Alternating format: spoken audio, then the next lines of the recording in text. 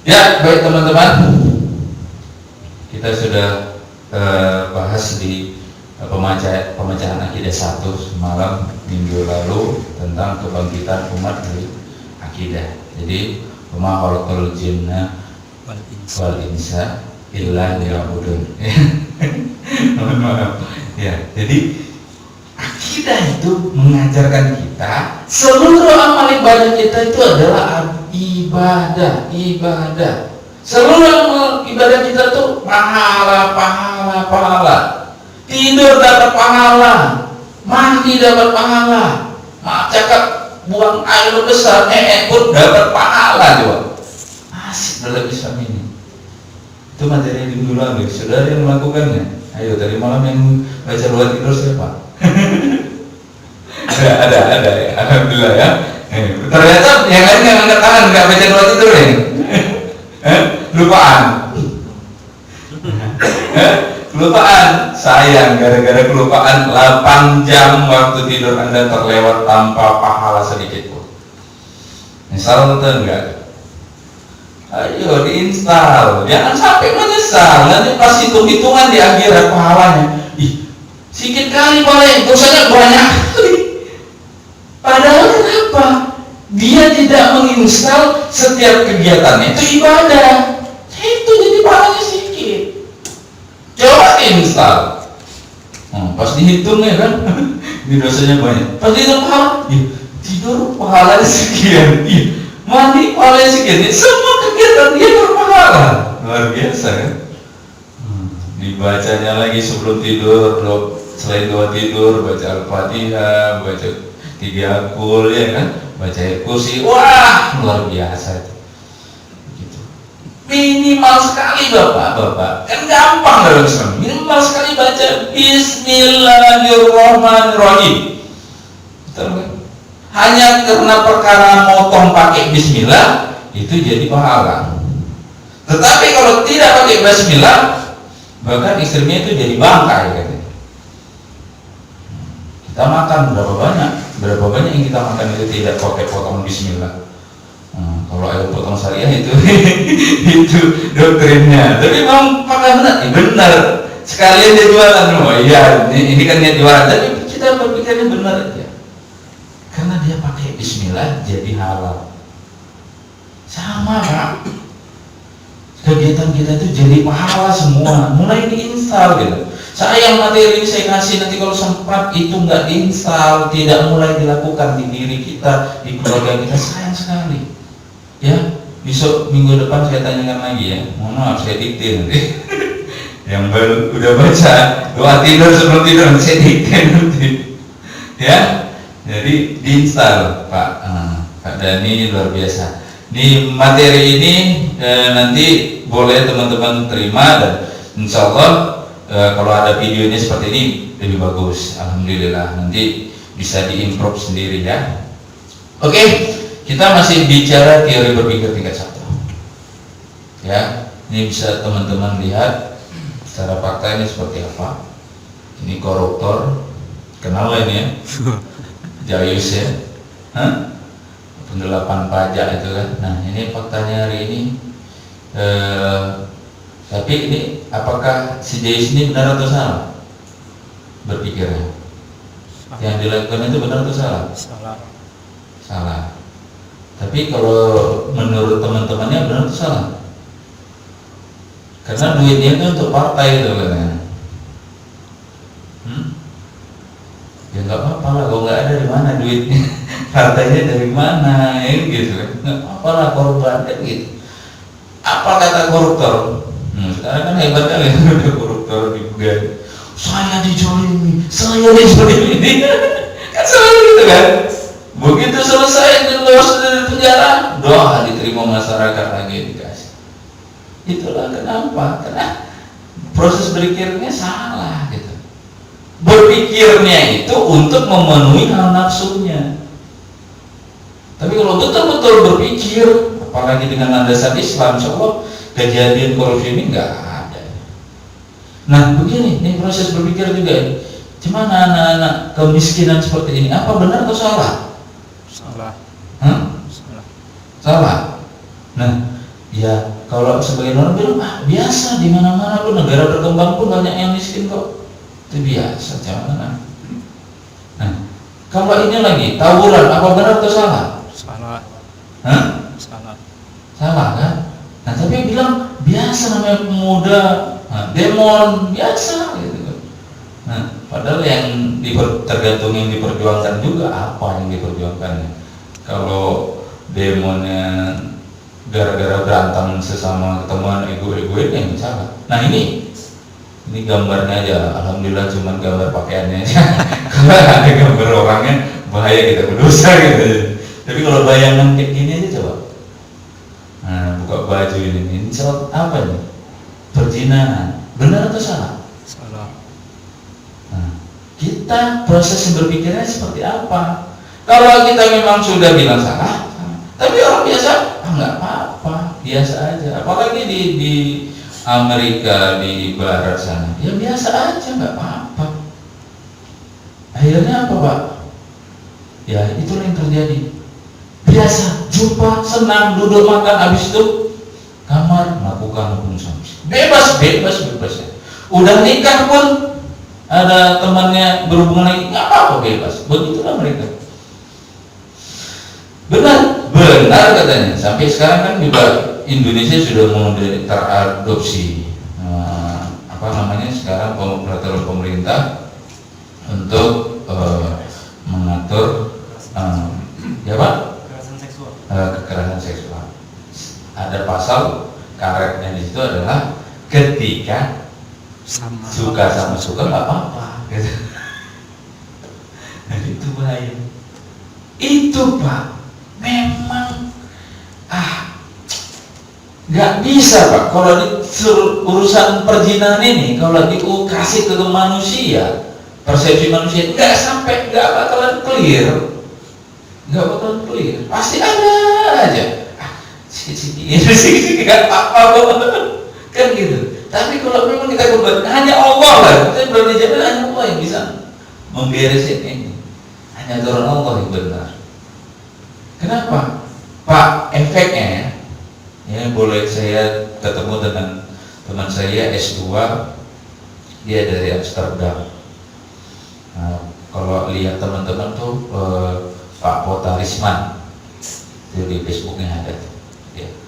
Jadi dia ngakui, wah enak kali S2, ternyata orang Indonesia itu disenangin di sana untuk dibuka lebar-lebar untuk beasiswa di sana. Kenapa? Orang Indonesia itu rajin, dia mau buat karangan ilmiah, dan karangan ilmiah itu berdasar fakta, terus berpikirnya benar gitu. Oh gitu ya Pak? Iya, itulah peluangnya. Loh kenapa rupanya mereka nggak pintar rupanya? Ada yang pintar, tapi yang pintar di sana itu malas Pak gitu. Dia maunya copy paste. Kecerdasannya semua alat-alat itu sudah ada, tergantung. Dan bahayanya yang pintar di sana nggak mau kawin Pak, nggak mau nikah. Orang bebas mau kapan aja, malam ini mau melampiaskan orang sujud, sur ayo gitu. Bisa bebas. Akhirnya apa? Yang pintar di sana tidak mau nikah. Yang nikah di sana siapa? Yang gelandangan. Yang gelandangan, yang orang-orang kelas menengah, yang ke bawah, yang parah. Akhirnya apa? Mereka lost generasi hari ini. Itu terjadi Pak. Mereka lost generasi. Generasinya apa? Generasi mental tempe. Generasi yang hidupnya hari-hari kena masalah pornografi terus, terjebak pornografi, terjebak seks bebas, terjebak game. Ya itu terus. Hancur mereka hari ini Pak. Hancur. Karena bebas.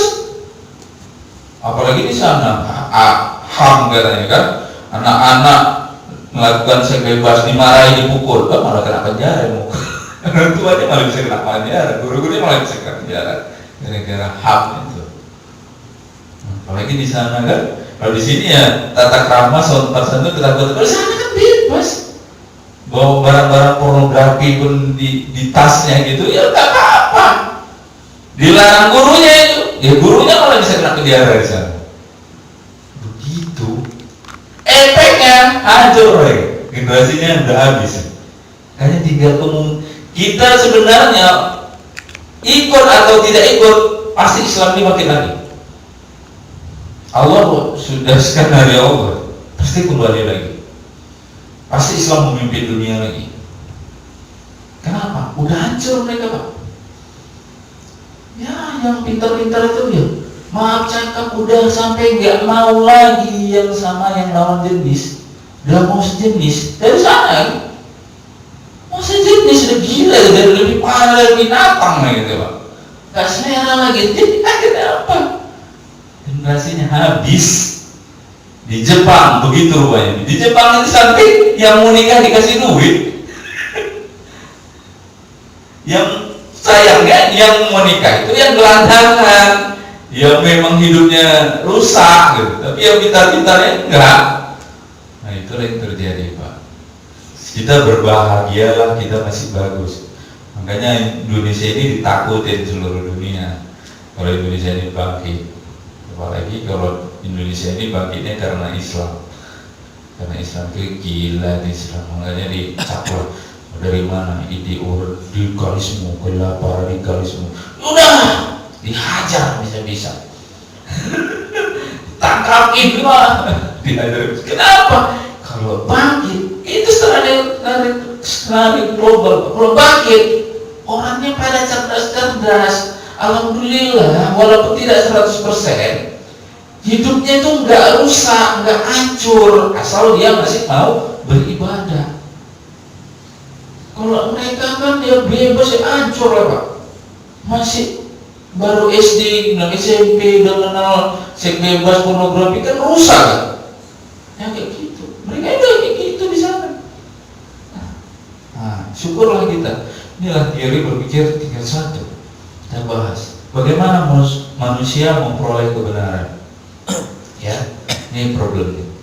Kita cari apa alat yang digunakan manusia dalam memperoleh kebenaran. Manusia memperoleh kebenaran menggunakan akal, kedua menggunakan perasaan. Cuma dua ini aja, Pak. Cuma dua aja. Lewat akalnya atau lewat perasaannya. Lebih jelas lagi dari materi semalam. Kalau materi semalam lewat hawa nafsunya. Ini perasaannya. Hati-hati, Pak. Nah, jadi jelas lagi. Wah, nggak apa-apa lah, dia kan korupsi ditumbalkan untuk partai, ya kan berapa banyak itu. Jadi akhirnya tengok sekarang yang korupsi diselamatkan sama pemimpin partainya, ya kan udah dibuat dia tuh. Kenapa? Karena kebenaran itu lewat perasaan. Udah ditolong lah, dia dijolimin, udah gitu. Nah, bagaimana perasaan itu? Ciri-cirinya bagaimana? Suka tidak suka, tertarik atau tidak tertarik, senang atau tidak senang, ya, berujung-ujung padanya, pokoknya, ya. Ditanya kayak tadi ya, pertanyaan dari mana? Siapa bilang Allah Tuhan? Dari Al-Quran. Al-Quran itu dari mana? Dari Allah. Allah, kok tahu dari Allah Tuhannya? Ya Allah, Al-Quran yang bilang. Jadi Al-Quran itu dari mana? Dari Allah. Jawaban putar-putar. Pokoknya Islam lah. Apa kata anak TK? Pokoknya Islam. Hidup Islam dari awal sampai mati Islam. Islam. Yes, begitu kan? Tapi itu lewat perasaannya, Pak. Lewat perasaannya semua. Jadi berusaha pada pokoknya.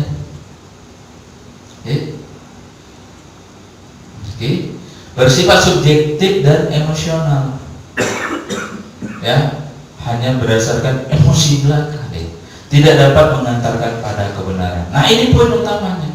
Sama sekali kalau kita pakai perasaan bisa tidak dapat sampai kepada kebenaran. Pada setiap kegiatan seperti itu, Pak. Pada seluruh aktivitas seperti itu, hati-hati. Banyak contoh-contohnya ya, saya kurang review aja nih. Contohnya seperti misalnya minum Nah, seperti ini kan. Nah, apakah kalau Pak Dani minum ini benar atau salah? Menurut bapak-bapak, ini contoh, mohon maaf Pak Dani saya pakai. Pak Dani minum dan makan makanan yang di sini, benar atau salah? Salah. Kenapa salah? Hah? Bukan punya Bang Dani punya saya. Dan begitu. Tapi kalau secara perasaan, ya nggak apa-apa lah. Gitu nih, alhamdulillah dapat ilmunya. Nggak apa-apa lah. Orang tersedia untuk umum, kok boleh lah minum. Silakan lebih minum. Kan begitu. Tapi kalau orang yang pakai akalnya, minuman ada, berpikir dulu, benar atau salah aku minum ini. Terus minum, dites, ini halal atau haram, racun atau tidak, udah kayak gitu dia. Nah, tapi kalau seandainya dia tidak pakai akalnya, haus sekali, antam lah, nanti tinggal minta maaf aja sama Ustaz, minta maaf aja sama Pak Said, tidak, nanti minta maaf, saya haus sekali minta, kan tinggal kayak gitu dia orang yang berpakai perasaan. Pokoknya nggak apa-apa, hajar aja gitu. Nah, bagaimana dengan akal? Dia menggunakan argumen. Setiap argumen bisa dipertanyakan argumennya. Nah, kemudian berujung pada pemikiran yang paling mendasar, bersifat objektif dan rasional. Nah, ini berujung pada pemikiran yang paling mendasar. Nanti ujung-ujungnya dari sini. Nanti ada saja jawabannya. Nah, kalau yang tadi pertanyaan tadi kan, dari Allah, habis. Apa buktinya? Nah, dari Allah. Iya. Benar nggak Al-Quran itu? Apa buktinya benar Al-Quran? Pokoknya dari Allah. Siapa yang bilang? Nabi Muhammad. Nabi Muhammad itu siapa? Mutar-mutar gitu nggak bisa jawab deh. Tetapi begitu dia sudah jelas, clear. Apa buktinya? Ayo kita buka di Al-Quran. Mana kata-katanya? Dibuka, oke. Hadisnya. Tadi contoh yang dilakukan Bang Dani itu luar biasa. Apa benar Pak? Nah, saya udah di level itu. Kalau teman-teman saya isi udah di level itu, sampai udah nanya-nanya dalil, saya ketelak bahkan dalilnya apa Pak? Sampai kayak gitu. Apa benar Pak? Nah, nanti kita lanjut di level berpikir, nanti baru teman-teman klik, gini pokoknya. Nah, ya, jadi kita sudah bisa bilang benar dan pasti benar ketika memang kita menggunakan akal. Contohnya 1 tambah 1 sama dengan berapa? Betul nggak 2? Betul. Betul. Betul nggak 2? Betul. Saya tempelin Bapak, betul nggak 2? Betul 2. Betul. Saya pakai pisau ini, saya tembak Bapak 2. 2. Mati nggak nanti? Nggak apa-apa. Mempertahankan kebenaran. Iya. Mantap kali ya. Tapi kenyataan belum tentu ya. Kenyataan begitu kita dapat, ya benar 3 nggak apa-apa 3. Rupanya kena tembak juga Pak. Ya kenapa? Itu tadi. Kebenaran itu seperti itu Pak. Gitu. Pasti bisa diterima akal. Tapi begitu dia bilang 1 tambah 1 sama dengan 3, itu pasti bukan pakai akalnya, pasti pakai perasaannya. Nah, takut mati dia kan gitu. Kalau nggak mau bilang 3, saya bunuh. Takut lah itu, bapak-bapak mati. Padahal dalam hatinya salah ini loh, kan begitu. Itu Pak, perasaannya seperti itu. Kejadian itu, contoh-contoh itu Bapak hadapi nanti di lapangan. Bos lagi melakukan kesalahan. Udah pikiran salah ini. Tetapi nggak bisa bilang salah ketika main perasaan. Kau diam aja, kalau enggak habis kau pecat kan. Udah. Terakhir terjadilah kasus-kasus maksiat di perusahaan itu, kerusakan terjadi. Nah, dan ini ternyata Pak menggurita di keadaan sekarang hari ini terjadi. Contoh, Bapak kalau ngurus KTP ya itu pakai duit atau enggak? Sekarang udah enggak. Sekarang udah enggak, tapi rata-rata kalau bapak nggak pakai duit berapa lama sih itu? Lama. Setahun. Kalau pakai duit 200.000 berapa lama sih? 200 sih. Problemnya 200.000 itu benar atau salah? Salah. Ketika akal yang bilang salah, tetapi yang laku perasaan, ya nggak apa-apa lah kan gitu kan? Biar cepat.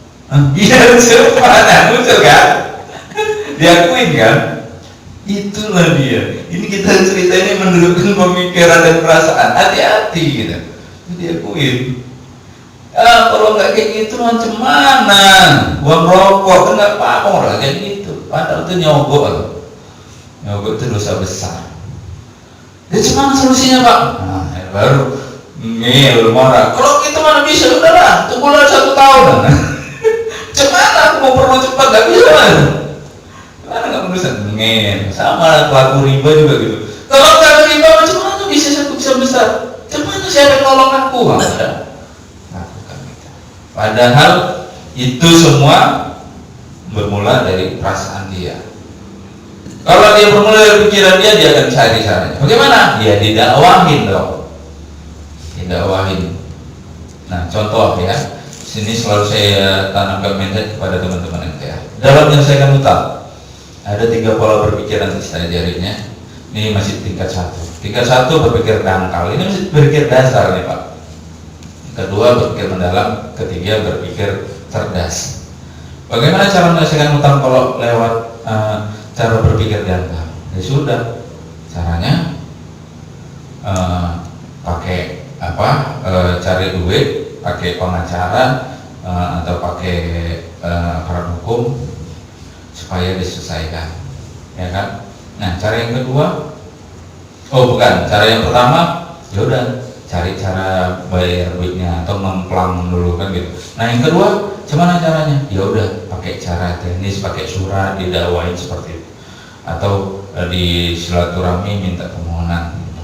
Nah, yang ketiga gimana? Berpikirnya lebih dalam. Berpikirnya gimana? Berpikirnya ideologis. Ideologis seperti apa? Jadikan hutang kita adalah wasilah pahala sama kita. Pak, permisi sebentar Pak ya. Siap, Pak. Bisa di copy sebentar Pak yang apa Pak? Jadi berpikir yang level 1 tadi Pak. Oh, nah ini mulai ke depan kita udah agak banyak berpikir, kita udah mulai make ini otak kita gitu. Ya, hari ini kalau seandainya teman-teman dalam beriman nggak pakai otak, hati-hati, berbahaya. Pakai gitu. Kenapa aku sholat ya? Kenapa harus 4 rakaat ya? Udah kayak gitu nanti ke depan.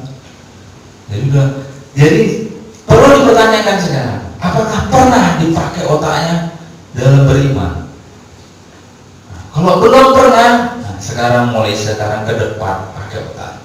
Begitu juga dalam materi ini, mulai nggak pakai otaknya, diskusi aja kita diskusi, nggak apa-apa. Ikut aja Pak. Ya? Bukan ikut aja. Iya, bukan ikut aja, diskusi aja. Yang nempel nggak cocok, Pak, mainkan. Saya juga nggak masalah. Bahkan ada teman-teman lebih tahu ilmunya dari saya, keluarkan dong, bagi-bagi dong ilmunya. Jangan dari saya aja. Gitu. Jadi kasih gitu, keluarkan, nggak ada masalah. Saya ngisi seorang hafiz Quran, ya kan, guru ngaji luar biasa. Kalau udah nyampe pas ngisi sama Pak Wahidin namanya itu kan, udah ngisi beliau itu satu grup MTR juga, udahlah kalau udah cerita dalil lah dia sepakarnya kalawak. Tapi gak apa-apa kita berbagi begitu teman-teman, lebih senang. Kenapa? Ini kita butuh pemahaman yang penting. Pemahaman ini sampai bagaimana menggunakan akal dan perasaan ini saya ulik agak lama supaya teman-teman dapat hasilnya, ya, dapat. Jangan lagi pakai perasaan tetapi pakai pemikiran. Ya, hari ini orang pakai perasaan, ya. Gimana contohnya? Contohnya dalam hal korupsi lah yang paling sering kita hadapi. Nah, lewat perasaan korupsi yang miliaran, triliunan nggak apa-apa. Kenapa? Nah, nggak apa-apa, dia dijolimin, dia ada perintah atasan, dia karena bos melindungi bosnya, dia jadi bersalah bosnya, ditolong. Tapi ternyata perasaan itu tidak menyampaikan pada kebenaran. Akhirnya apa? Yang nyolong ayam bertahun-tahun di penjara, ya kan? Yang nyolong mangga bertahun-tahun di penjara. Kejadiannya kayak gitu. Jadi perasaan kebenaran itu tidak lagi menjadi hal yang mutlak, gitu. Tidak pasti benar. Apalagi terusak oleh pemikiran filsafat. Kebenaran itu kan relatif. Nah, abang bilang Islam benar, bapak ini Kristen, mau contoh ya, bapak ini Kristen benar, bapak ini Buddha benar, sama tuh ya, bapak ini bilang Hindu benar, Hindu benar. Ya kebenaran relatif lah, tergantung siapa orangnya. Kalau dia Kristen pasti Kristen benar, kalau dia Islam pasti Islam benar. Begitu pemikiran yang dirusak gitu. Jadi akhirnya apa? Tidak sampai titik yang betul-betul benar, yang pasti benar, tidak sampai ke situ. Nah, kita akan kupas. Bagaimana sih berpikir yang benar dan pasti benar itu? Nah, ini masih berpikir dangkal aja udah bisa memastikan begitu. Aduh, sorry, terbang gitu.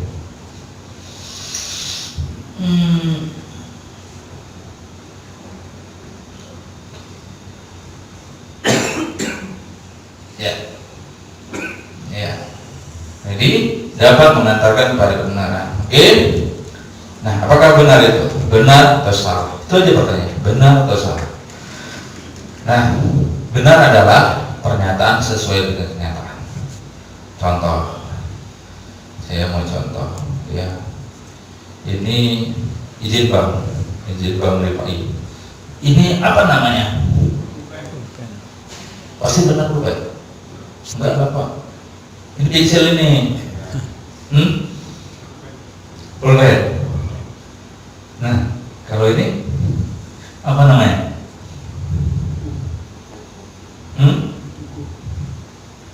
Ini teman-teman ragu-ragu sih jawabnya. Apa nggak tahu atau ini ada yang nggak tahu ini apa namanya? Pulpen. Ya udah buat tadi dia macam Dari wakili. Ada wakili. Ngeles dia karena mas. Nah, ini buku. Nah, sekarang kalau dibilang sama bapak, ini bukan kayak tadi contoh dari saya contohkan kan, ini bukan pulpen pak. Ini sebuah alat yang luar biasa nih pak. Ini bisa mengubah dunia. Nah, ini jadi teringat saya waktu saya belajar entrepreneur dari Kadin. Ini nggak apa-apa ya, bagi ilmu juga. Kami dibekalin pulpen 5 biji, suruh jualin pulpen. Bagaimana cara menjual pulpen sehingga nanti laku gitu kan? Ya, improvisasi masing-masing lah kan. Ceritain apa? Ini pulpen ini pak, luar biasa ini, limited edition, nggak keluar di mana-mana. Ini jarang loh pak, jarang terbit. Ini cuma sekali terbit. Begitu bisa laku lebih mahal. Tapi saya cukup teman-teman kayak gitu, saya kemarin bilang, Pak, kebetulan ini adalah pulpennya Ketua Kadin Sumut. Saya jualannya ke mana? Ke anggota Kadin. Pak, ini Ketua Kadin Sumut yang pegang loh Pak. Bapak enggak mau kepengen kenang-kenangan, pulpennya Ketua Kadin Sumut Bapak pegang. Hanya jual kayak gitu ya kan.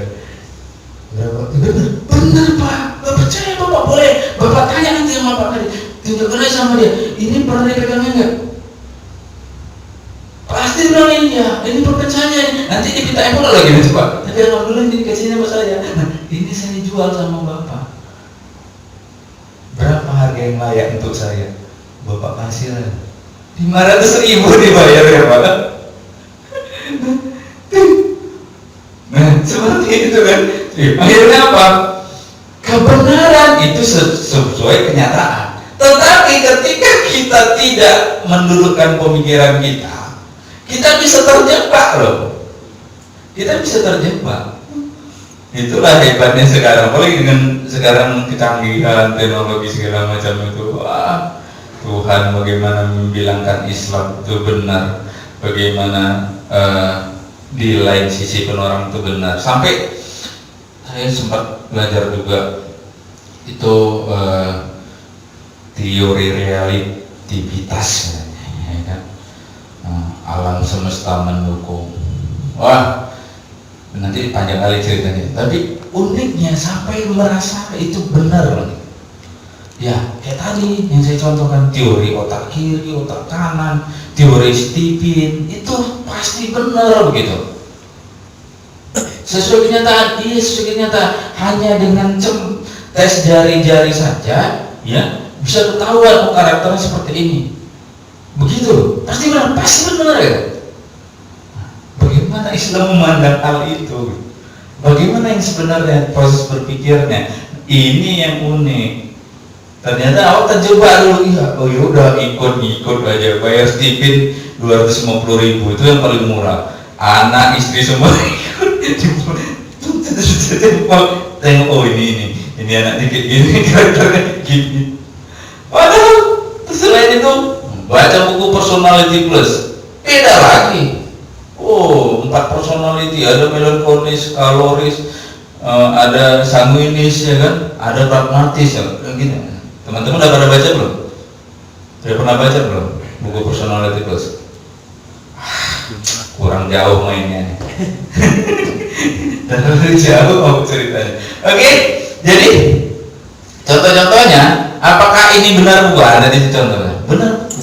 Ketika memang benar sesuai kenyataan, benar buku. Apakah ini benar spidol? Nah, sesuai kenyataan apa enggak? Apakah bumi itu ada? Nah, apakah surga itu ada? Ini benar atau tidak? Nah, contohnya seperti ini aja, baik. Ya, harus banyak contoh ini karena proses berpikirnya mohon maaf agak jelimet. Contoh nih Pak ya, ini Bapak lihat nih warnanya apa? Biru. Sekarang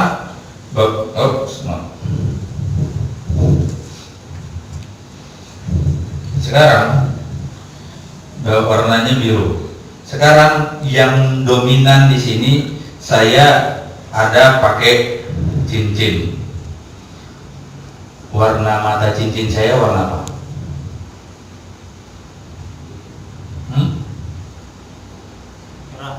Merah. Kebetulan udah pernah lihat ya. Kenapa bisa ambil merah? Tergabung. Oh, coba aja. Nah, kalau yang betul-betul lihat ya, ini betul merah. Nah, begitu juga contohnya lagi.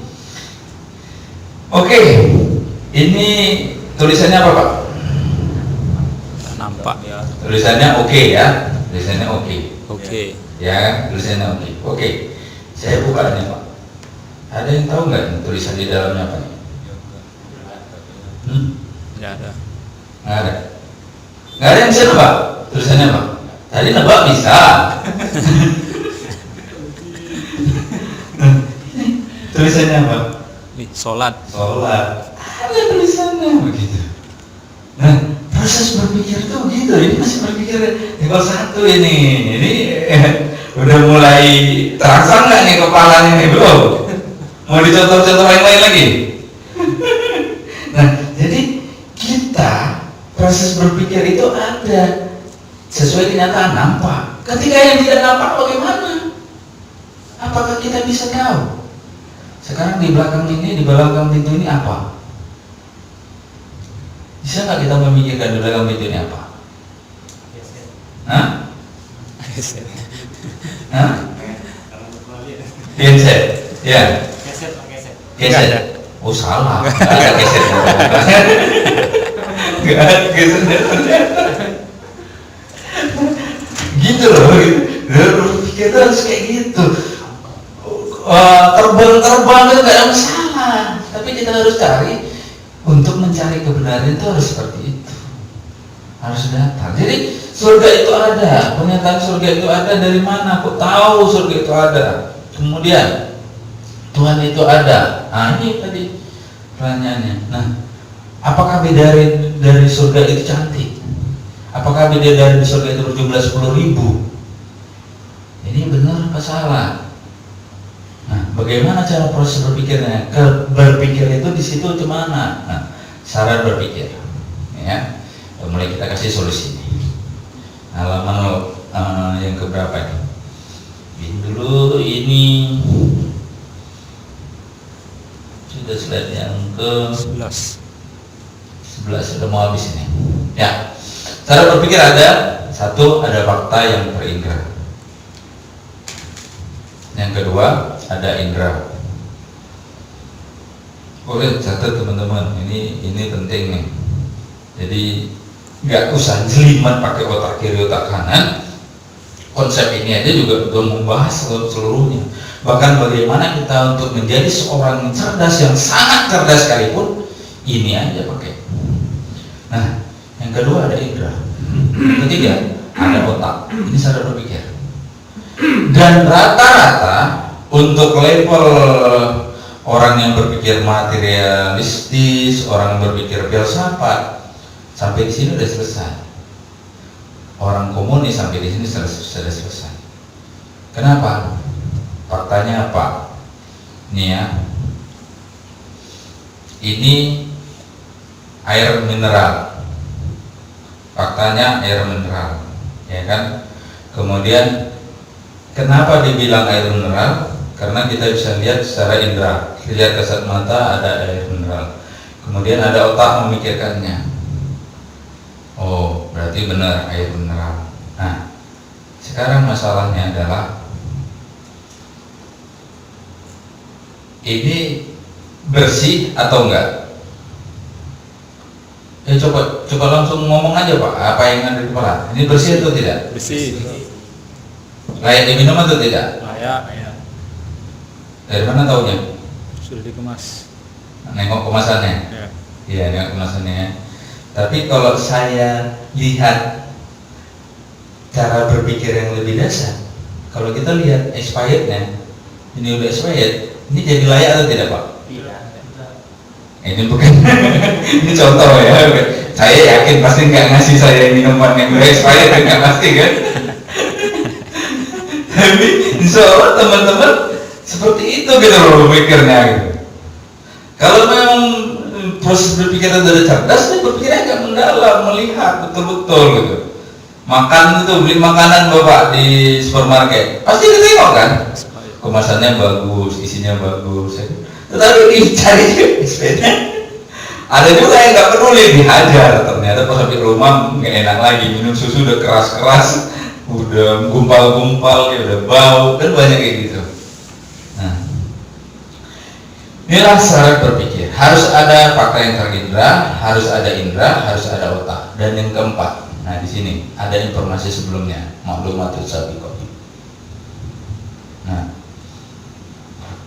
perkara maklumat sabiqah ini memang banyak yang tidak tahu, ya, banyak yang tidak bisa menguraikannya. Dan untuk di level pendidikan sekarang ini sampai di sini aja Pak, sampai di sini aja. Jadi bagaimana kita bisa menentukan namanya ini, ya? Ini mohon maaf saya buka aja langsungnya, bukan untuk dimakan tapi untuk contoh. Dimakan nanti aja Pak, nanti lama waktunya, karena harus pakai baca Bismillah dulu. Nggak jadi pahala dia, kalau nggak kan nggak jadi pahala. Nah, nih contohnya.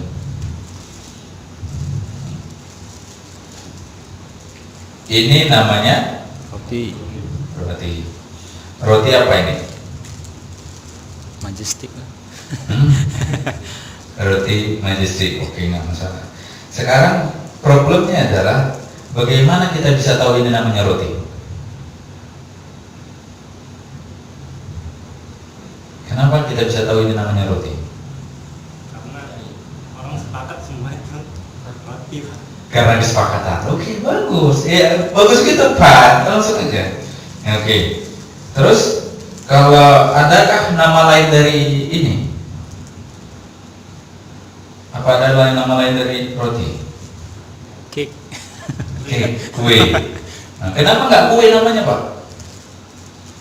Ini kue atau roti namanya? Roti. Kenapa nggak kue namanya? Karena maunya diadon Pak. Gak apa-apa, itu yang seru. Mikirnya tuh keluar aja di kepala, jangan kaku gitu loh. Teman-teman, ini materinya udah agak dahsyat, tapi nanti efeknya teman-teman rasain. Dahsyat ini materi. Nah, jadi kita hanya bisa menyecap ini roti kalau memang kita sudah tahu sebelumnya ini roti dirasa.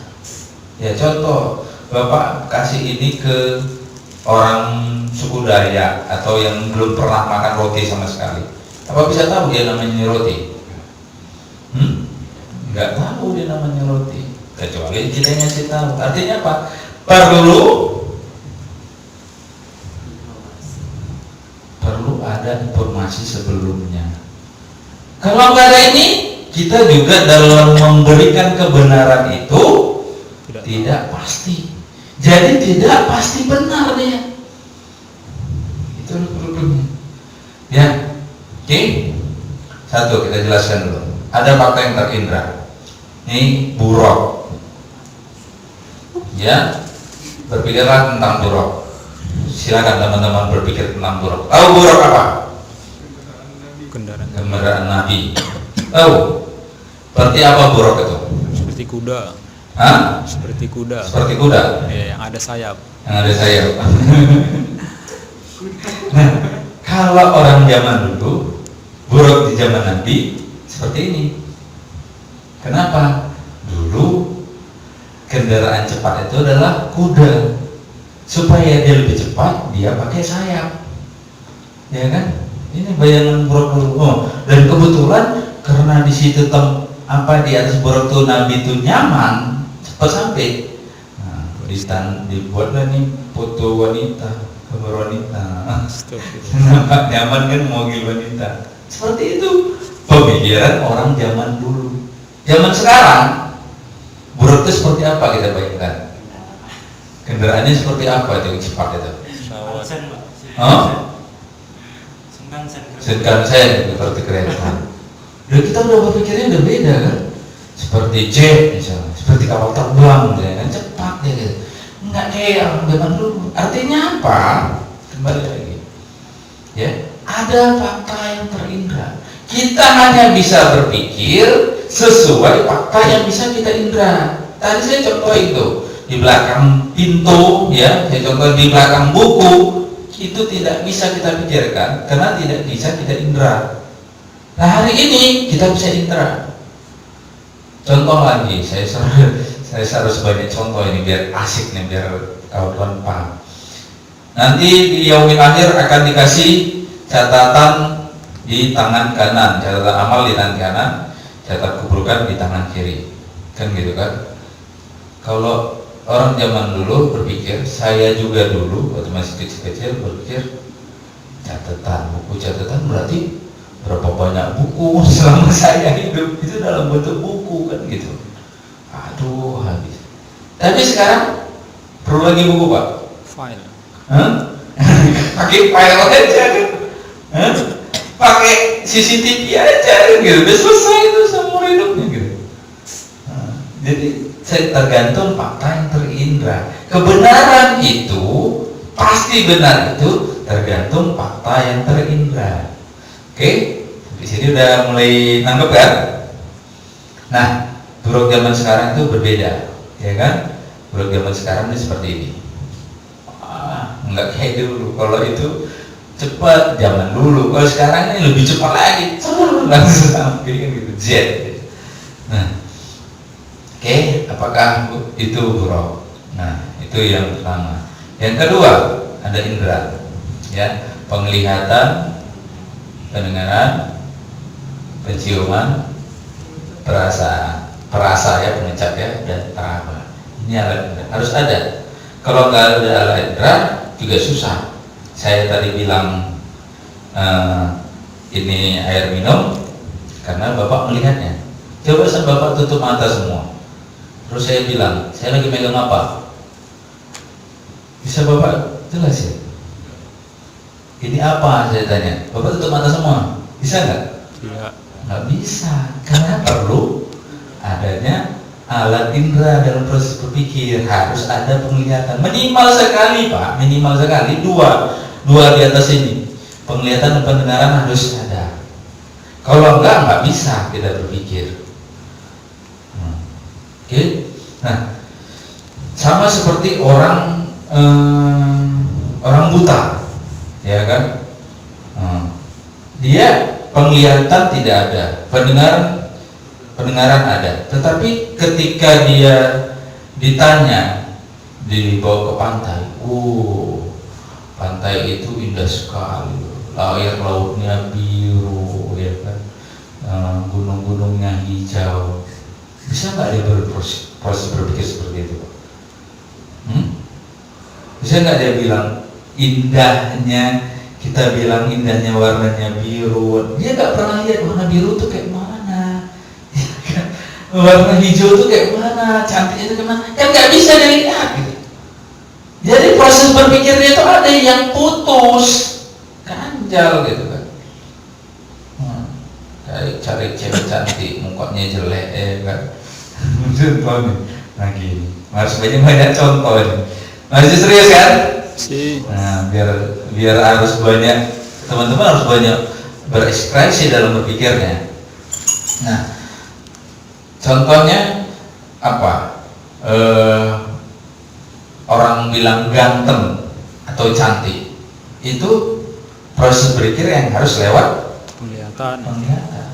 Ketika tidak ada kelihatannya, ya mau cari itu orangnya jelek, dan mau cari cewek cantik, ya terpaksa lah cari cewek yang buta, gitu. Cantik dia buta, ya kan? Bisa lah kita diterima. Tapi kalau sempat muka awal jelek, payah. Kaca kau kayak gitu. Ya, oke. Nah, dua kunci ini yang paling penting. Syarat minimal itu harus dua ini, ya. Kemudian tanpa peraba, bisakah berpikir? Bisa. Ya tadi seperti saya bilang kan, tanpa bapak harus pegang-pegang ini air, tanpa harus bapak pegang, udah bisa bapak bilang ini air, kan gitu kan. Berbeda kalau bapak megang sendiri langsung ini air, lebih bagus, gitu. Cuman bapak udah bisa nebak ini air, padahal mungkin saja bisa saja ini jelly dalamnya. Tapi karena proses berpikir lewat penglihatan dan pendengaran, akhirnya bisa dapat kesimpulan untuk air. Oke. Nah, yang ketiga, ada otak. Nah, perlu ada otak, pasti ada. Kalau nggak ada otak, nggak bisa berpikir. Nggak bisa berpikir. Tapi jangan silap Pak, orang gila itu ada otaknya apa enggak? Ada. Bisa berpikir? Enggak. Tadi katanya sebaliknya. Ayo, ini balik lagi nih, ayo baliknya. Tadi dibilangnya kalau nggak ada otak, nggak bisa berpikir. Nah sekarang permasalahannya, dia ada otak nggak orang gila? Ada. Hah? Ada. Nggak ada? Hah? Otaknya ada, tapi dia bisa berpikir nggak? Tidak. Nggak bisa berpikir. Jadi bukan satu-satunya faktor, harus ada otak. Kalau harus ada otak baru bisa pikir, kalau nggak ada otak nggak bisa pikir. Ya terbalik dia tuh. Terbelah kalau orang gila itu otaknya bagus, sempurna mungkin. Mau usah jauh-jauh. Binatang tuh masing-masing ada otaknya, bisa berpikir. Nah inilah dia. Ya harus ada otak, harus. Otak tidak sama dengan akal, harus berbedakan. Ketika untuk proses berpikirnya, untuk memikirkan, untuk akal itu beda ya. Oke, dan yang keempat ini informasi sebelumnya. Nah, sampai di sini orang Bada bahas sampai di sini saja. Dengan alat indera, ya kan, dengan fakta dan otak, udah selesai berpikirnya. Oh, nanti manusia akan bisa menentukan sendiri apa namanya ketika sering melihatnya. Dia belum pernah tahu ini namanya air mineral, ya kan, atau ini tadi contoh roti. Belum pernah tahu dia roti, namanya roti. Terus dia makan, dia enak, terus tiap hari dia pakai seperti ini. Nanti dia bisa berpikir Menentukan itu nama. namanya roti, atau dia bisa buat namanya roti. Begitulah persepsi orang seperti itu. Makanya terakhir kalau kita lihat orang Tionghoa, ya, orang Cina, itu sangat mengedepankan eksperimen. Jadi mereka bilang shio, ya kan, mereka bilang harus ada timur, ada barat, seperti itu. Bahkan dalam dunia pengobatan juga, ya kan, mereka pakai. Mereka berdasarkan eksperimen. Jadi, ilmiah itu, kata dia. Sampai orang-orang kita pun terikut kan. Kalau kata orang Barat, kalau orang Cina bilang hari ini siu apa, tahun ini siu babi, misalnya siu anjing, begitu kan. Itu ada eksperimennya mereka. Sampai, nah, di pengobatan orang itu sudah melakukan eksperimen dulu sehingga mendapatkan kesimpulan. Proses berpikirnya hanya lewat eksperimen. Eksperimen itu apa yang dilakukannya? Lewat fakta, lewat alat indera dan otak. Sampai di situ saja. Nah, sebenarnya Islam harus ada informasi sebelumnya. Nah, sama contohnya seperti yang di Al-Quran, saya lupa dalilnya. Ketika manusia diciptakan, dibandingkan Allah sama para malaikat, kemampuan manusia. Manusia ditanyain, ini namanya apa? Ini namanya apa? Ini namanya apa? Ya, sebelum manusia ditanyain dulu malaikat, ditanyain begitu kan? Pernah teman-teman pernah dengar cerita itu kan? Ditanyain itu. Di Al-Quran ada, saya lupa ya. Jadi ditanyain, ketika ditanyain malaikat gak bisa jawab. Bilangnya apa? Allah yang Maha tahu, Allah yang tahu. Begitu manusia ditanyain, manusia bisa jawab semuanya. Ini namanya, ini cara kerja ini, sampai sebegitunya. Nah, ternyata adalah ada maklumat sebelumnya ditanamkan Allah kepada manusia. Jadi kita ada maklumatnya, gitu. Berbeda dengan malaikat, tidak ada maklumat itu. Jadi ada informasi sebelumnya ditanamkan. Nah, ini contoh nih, Tarjan. Ya, Tarjan ini tak betul tak enggak tahu lah ya. Pokoknya kita ambil aja lah contohnya. Dia hidup di hutan dari kecil sampai besar. Nah, dia hidup di hutan. Dia makannya makan daging, ya kan. Tapi dagingnya daging mentah. Ketika Tarjan dikasih pernyataan, saya mau nasi makan daging goreng misalnya, apakah bisa? Bisakah Tarjan berpikir saya ingin makan daging goreng? Tidak. Hah? Tidak bisa.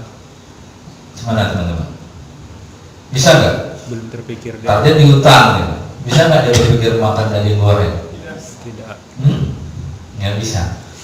Kenapa? Selama ini dia makan Daging mentah. daging mentah, gitu. Ketika dia suruh makan daging goreng, dia nggak pernah tahu maklumatnya daging goreng itu kayak mana, cara gorengnya kayak mana, rasanya kayak mana juga dia belum pernah tahu. Akhirnya apa?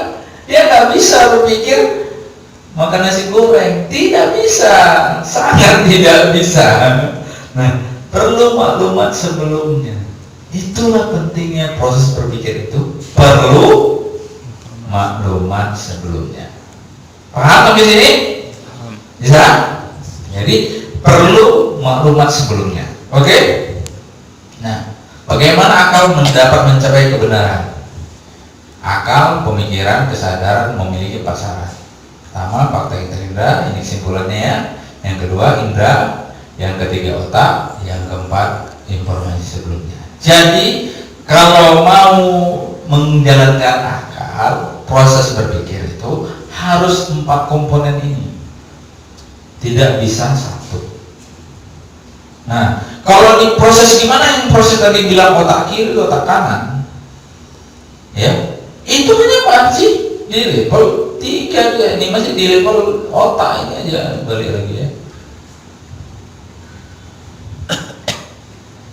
Nah, ini dia masih berdiri di level otak gitu. Padahal otak bisa, nggak bisa Pak. Otak kiri, otak kanan berlaku nggak untuk orang gila? Berlaku. Wah, otak orang gila itu ada punya otak. Otak orang gila itu pakai otak kiri atau otak kanan gitu? Jawabannya apa? Bingung jawabnya kan? Seperti itu. Yang di Islam itu tidak Pak. Di Islam itu jelas. Nah ini maklumat sebelumnya ini di Al-Quran ada. Tadi itu saya ceritain kan. Teman-teman boleh nanti cari. Ada ceritanya kan gitu. Ketika penciptaan manusia ditunjukkan Allah sama para malaikat kan. Kemampuan manusia lebih dari malaikat. Kenapa? Manusia ditanamkan Allah dulu informasi-informasi sebelumnya. Nah, kalau kita tidak. Nah, kalau malaikat tidak. Ya. Oke. Nah, ini syarat berpikir. Jadi, ini semua terkait, 4 harus terkait baru bisa paham. Nah, pemikiran tingkat langsung, tingkat 1. Ternyata Bapak-bapak, ini masih pemikiran tingkat 1. Gimana pemikiran tingkat 2-nya? Wah, ini udah berat atau masih bisa ikut nih Bang? Gimana Bang? Gimana Bang tadi? Udah berat atau masih bisa ikut? Masih bisa. Masih bisa. Tingkat 2 gimana? Wah, asik ini Pak. Nah, ini pemikiran langsung, kebenaran langsung. Nah, ini adalah kebenaran langsung. Jadi kita bisa bilang ini roti, kita bisa bilang ini air minum, kita bisa bilang buku, kita bisa karena sesuai kenyataan, sesuai dengan fakta yang terindra, sesuai indra yang kita lihat langsung, kan gitu kan? Nah itu dia kebenarannya langsung. Nah ternyata itu masih level berpikir dasar Pak. Nah bagaimana jika manusia ingin membenarkan sesuatu yang tidak kelihatan? Yang tidak kelihatan, ingin mengetahui sesuatu yang dibalik tembok. Tadi udah saya contohkan tadi. Nah, dibalik tembok ini apa? Tadi dibalik tembok itu apa? Di belakang buku apa? Kemudian ingin tahu apa yang ada di dalam tanah, ingin tahu apa yang ada di dalam samudra. Kemudian ingin tahu apa kandungan bumi, ingin tahu apa yang dibalik langit, ya. Ingin tahu apakah surga itu ada. Ingin tahu apakah Tuhan itu ada, bisa nggak dengan level berpikir tingkat 1? Tidak. Tidak. Nggak bisa. Kenapa nggak bisa? Karena ini tidak terlihat secara langsung. Iya, tidak terindra faktanya, gitu. Tidak terindra faktanya. Ini di belakang ini tadi Bang ini bilang keset, tidak terindra kesetnya, gitu. Padahal di dalam ini lantai besi, ya, ada kursi dan meja gitu. Tapi teman-teman bisa nggak tahu nggak berapa jumlah kursi di sini? Ada yang pernah ngitung? Nggak ada. Nggak ada ya. Dan tiap hari itu di sini mungkin nggak tahu ya berapa jumlahnya ya. Saya kasih tahu 1, 2, 3, 4, 5, 6, 7. Nah di sini baru 7 yang ada yang terlihat. Saya kasih tahu, berarti lebih pintar mana? Saya atau Abang melihat ruangan ini? Coba, lebih pintar mana? Saya bisa tahu di sini kipas anginnya berapa jumlahnya. Teman-teman tahu nggak? 5. 5. Udah ada pernah hitung ya? Belum. 4. Jadi intinya apa Pak? Yang cerdas itu adalah Yang melihat. yang melihat, yang lihat secara langsung, yang bisa menggunakan alat inderanya, yang punya otak berpikiran, yang paling penting adalah informasi yang punya informasi sebelumnya. Bapak-bapak yang lebih cerdas, di antara sini yang paling cerdas tentang saya tanya tadi, berapa jumlah kipas angin di sini? Adalah karena yang sudah tahu informasi sebelumnya. Nah, tadi yang paling benar Pak Dani tadi salah 5 katanya kan, Pak Ripai 4. Kita lihat 1, 2, 3, 4. Oh, berarti yang paling cerdas pada Pak Ripai. Sekalah Pak Dani. Nah, itu masih proses tingkat 1 Pak, berpikir tingkat 1. Dan berpikirnya profesor pun sekalipun masih di proses itu, berpikir tingkat 1. Masih bahkan hanya 3 komponen tadi aja, eksperimen tahu namanya, mana padahal sebenarnya nggak cukup, nggak bisa gitu tanpa ada informasi sebelumnya. Ya, apalagi berpikir ini, waduh, ini lebih berat lagi gitu. Nah, kenapa Pak capek-capek materi ini gitu ya? Pertanyaannya kan gitu, kenapa nggak capek-capek materi ini? Nah, inilah dia Pak. Saya dulu juga ngapain proses materi ini, nggak pening kali ya kalau cerita-cerita. Ternyata Bapak, inilah nanti yang mendudukkan proses berpikir keimanan kita sampai di sini. Ingin tahu Tuhan itu ada, surga itu ada, itu gaib itu. Berpikirnya bagaimana cara berpikir? Kalau dia bilang nggak ada, ya sudah. Komunis bilang nggak ada, namanya dulu komunis dia. Tuhan itu nggak ada. Materi kembali kepada materi. Nanti reinkarnasi. Ya orang Cina lah kan, hidup reinkarnasi. Kalau berbuat baik sekarang, di kehidupan mendatang akan jadi orang yang baik. Tapi kalau berbuat jelek, contohlah kayak si Pakai ya kan, babi ya kan. Ternyata diakuinya di kehidupan yang lampau dia itu pangeran yang ganteng, tapi banyak mengecewakan wanita. Akhirnya dia di kehidupan sekarang lahirnya sebagai babi, mukanya babi.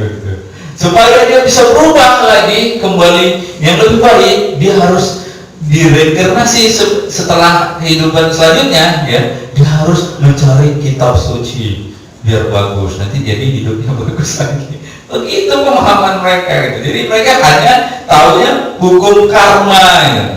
Taunya hukum karma.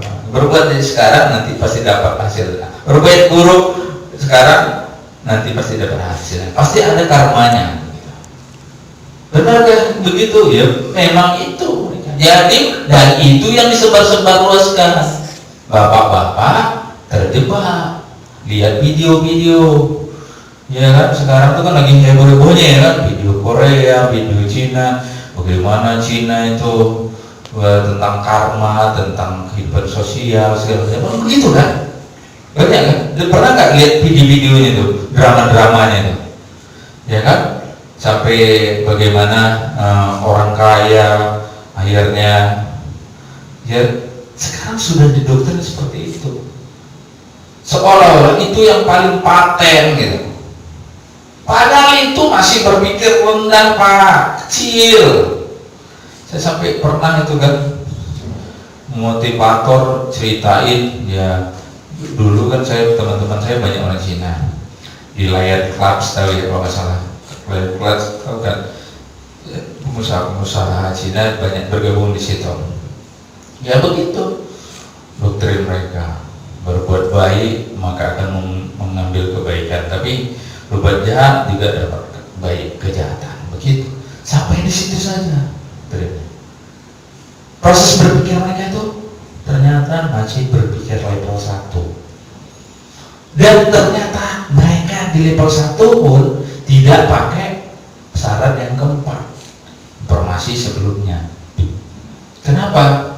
Syarat yang keempat itu mereka dapat dari percobaan yang dilakukan, bukan dari informasi. Nah, bedakan ya antara percobaan dengan informasi. Kalau percobaan sebatas itu dapatnya, tapi kalau informasi mungkin bisa lebih luas. Informasinya itu, nah sekarang kebenaran informasi yang perlu kita cari. Nah itu nanti ada di level 3. Bagaimana cara mengetahuinya? Ikuti materi akidah Islamnya 3.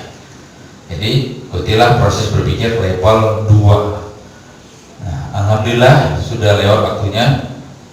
Tapi teman-teman mohon maaf, memang ini materinya singkat 12 slide, tapi memang harus dudukkan pemahaman. Agak berat. Nah, gimana? Bisa diterima? Bisa. Bisa kan? Ini masih dasar loh, ini gampang. Nanti bagaimana kita bisa berpikir mendalam, berpikir di bawah laut tadi ya kan, di balik bumi, bahkan berpikir yang paling penting ini, Tuhan itu di mana? Berpikir surga itu ada, bidadari itu gimana? Seperti itu. Jadi bahkan berpikir hal yang gaib itu gimana? Surganya gimana, nerakanya itu gimana? Itu udah berpikirnya lebih tinggi lagi gitu. Makanya umat Islam itu kalau memang kembali ke Islam, cerdasnya itu luar biasa, dasar kali kecerdasannya. Bukan kecerdasan Islam itu bukan hanya berdasar percobaan yang sekarang ini mereka hebat gitu ya. Tidak. Sekarang ini kan hebat ya orang Cina ya kan, dengan doktrin-doktrin itu lagi hebat-hebatnya. Karena berdasarkan percobaan eksperimen mereka. Dari segi pengobatan juga mereka mampu hebat. Karena kehebatan mereka itu melakukan percobaan. Padahal Islam itu lebih hebat lagi. Lewat maklumat sabiqah, lewat informasi sebelumnya kita bisa lebih hebat lagi. Apalagi ya Allah, ada semuanya di dalam Al-Quran. Apalagi semuanya ada di dalam Al-Quran. Yang memberikan juga, yang membuatnya juga Allah Subhanahu wa Ta'ala. Nah, itu bagaimana nanti kita mengupasnya? Di level berpikir kita gimana gitu. Nah, kecerdasan kita gimana? Bahkan kita bisa melihat apa yang tidak terlihat, see the unseen. Oh, dia mau ngapain? Tujuan dia apa? Udah bisa lihat mengarah ke situ nanti kalau udah kita berpikir sudah di level 3. Siap untuk materi berikutnya? Siap. Siap berpikir untuk lebih lanjut? Siap. Atau cukup sampai di sini? Lanjut. Hah? Kalau ini terlalu berat, cukup sampai sini. Ini aja pun udah mantap gitu. Ini aja pun udah mantap. Jadi bapak-bapak, poin utama saya mau kasih tahu, ini rahasia ya. Maklumat sabiqah. Informasi sebelumnya ini adalah membuat kita cerdas. Seseorang cerdas, seseorang dikatakan cerdas dan sangat cerdas tergantung apa informasi yang sudah pernah dia dapat. Ya, bukan karena IQ-nya tinggi, bukan karena dia hebat gitu, enggak, tapi karena dia informasi sebelumnya banyak. IQ-nya rendah tetapi dia banyak belajar, dia banyak dapat informasi sebelumnya, dia bisa lebih pintar. Terbukti kan? Tapi IQ-nya tinggi, dia tidur di rumah aja, main game, dia jadi bodoh. Kan udah saya contohkan kan, bagaimana di Amerika. Begitulah dia Pak. Jadi kalau Bapak mau anak-anak Bapak-bapak itu cerdas, kuncinya di sini. Maklumat sabiqah, informasi sebelumnya itu dikasih sebanyak-banyaknya gitu. Dikasih sebanyak-banyaknya dan dikasih yang benar gitu. Tapi kalau dari sekarang dibiarin aja, dia kan nyari sendiri tuh anak-anak. Nyari sendiri. Dia pasti nyari informasi itu dicari sendiri. Ternyata dia dapat pula yang salah. Main game aja. Dapat percuma. Tengok kejadiannya. Sampai besar dia udah kecanduan game. Kan banyak kayak gitu anak-anak. Kecanduan game. Kenapa? Informasi yang sebelumnya itu. Makanya itu tanggung jawab kita bersama di kehidupan anak-anak, di kehidupan keluarga kita. Harus banyak memberikan informasi sebelumnya. Sampai istri-istri kita juga harus banyak dikasih informasi sebelumnya, terutama informasi tentang akidah kita, tentang Islam ini. Ya, mungkin cukup dari sekian dari saya. Waktunya sudah juga habis. Saya mohon maaf. Kita memang sengaja biar ini lebih duduk. Nanti materi kedua dan ketiga lebih gampang. Insya Allah lebih gampang, lebih mudah. ketika kita mendudukkan level berpikir tingkat 2, level berpikir tingkat 3, ketika kita level berpikir tingkat 1-nya sudah clear. Ya, begitu dari saya. Kepada Allah sama-sama kita mohon ampun. Mari sama-sama kita beristighfar 3 kali. Astagfirullahaladzim, astagfirullahaladzim. Ya, teman-teman, kita tutup dan kita akhiri pertemuannya dengan membacakan doa penutup majelis. Saya harap semuanya sudah pada hafal ya. Subhanallahumma wa bihamdika asyhadu an la ilaha illa anta astaghfiruka wa atubu ilaik. Saya harap itu semuanya pada hafal. Nanti tolong bantu Bang Rifai, teman-teman yang belum tahu dikasih suruh hafal. Karena itu doa kifaratul majelis itu luar biasa.